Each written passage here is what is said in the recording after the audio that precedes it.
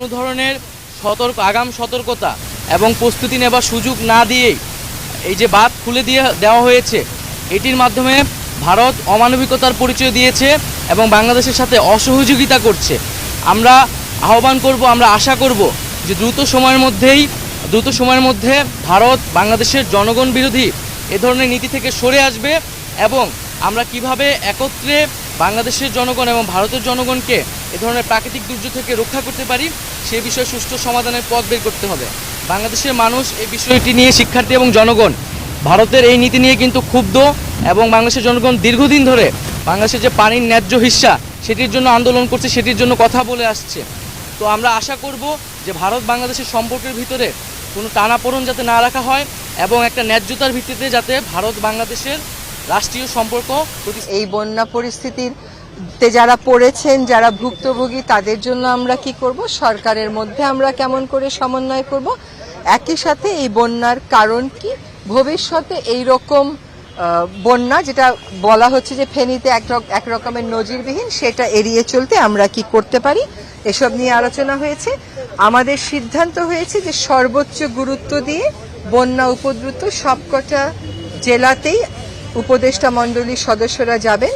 কুমিল্লায় দেখে আসলাম একটা এবং নোয়াখালীতেও দেখলাম। আপনারা এখানে যারা স্থানীয় ছাত্ররা সবাই স্বতঃস্ফূর্তভাবে বন্যার্থদের জন্য এগিয়ে এসেছে, এখানে খাবারের ব্যবস্থা করা হয়েছে।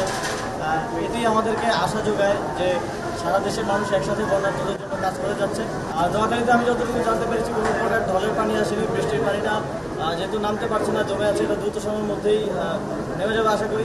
কিন্তু তারপরে আমাদের কিছু চ্যালেঞ্জ আছে, পানিবাহিত রোগ সহ নানা রকম দুর্যোগ পরবর্তী চ্যালেঞ্জ আছে, সেগুলো মোকাবেলায় আমরা প্রস্তুতি নিচ্ছি। ঢাকায় পানিবাহিত রোগের জন্য স্যালাইন সহ যেসব প্রাথমিক ওষুধ প্রয়োজন হয় সেগুলো আমরা মজুত করছি, ছাত্ররাও মজুত করছে, শুকনো খাবার মজুত করা হচ্ছে। পানিটা একটু নেমে গেলেই সেগুলো বিভিন্ন জায়গায় পৌঁছে দেওয়া হবে। মূল কারণ যেটা আমরা জানি সেটা হচ্ছে বৃষ্টিপাত হয়েছে প্রবলভাবে, পাশাপাশি ভারতের নম্বর গেট খুলে দেওয়ার ফলে আকস্মিকভাবে বন্যাটা এসে পড়েছে, যে কারণে ফেনী বিশেষ করে খুব ক্ষতিগ্রস্ত হয়েছে। মাননীয় প্রধান উপদেষ্টা সাথে সাথেই তাৎক্ষণিকভাবে ভারতীয় যে হাইকমিশনার আছেন তাকে ডেকেছেন এবং এই বিষয়ে তিনি জবাব দিয়েছেন।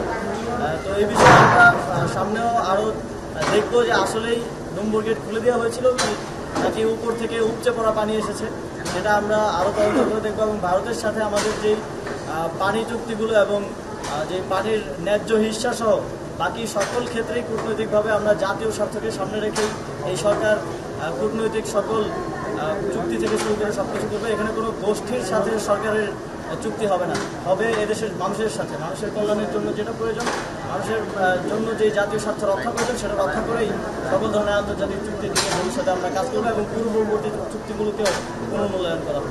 এখন নির্দেশনা আছে কিনা যে তার প্রতিশোধের জন্য পানি প্রবাহ বা অবৈধ দখল বা কোনো রকমের খাল খনন, এগুলোর বিষয়ে আপনার কোনো নির্দেশনা আছে?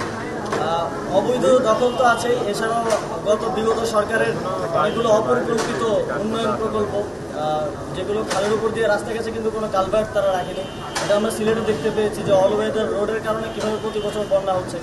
তো আমরা গতকালকে ক্যাবিনেট মিটিংয়ে এই বিষয়ে একটি সিদ্ধান্ত হয়েছে, আলোচনা হয়েছে যে যেই জায়গায় রাস্তা ক্ষতিগ্রস্ত হবে এবং যে জায়গায় মনে হবে যে পানির প্রবাহের ক্ষেত্রে স্বাভাবিক প্রবাহের ক্ষেত্রে বাধার সৃষ্টি হচ্ছে, সেখানে নতুন করে কালভার্ট তৈরি করা হবে এবং সাস্টেইনেবল ডেভেলপমেন্টের দিকে আমরা যাব অবকাঠামো গড়ে তুলতে।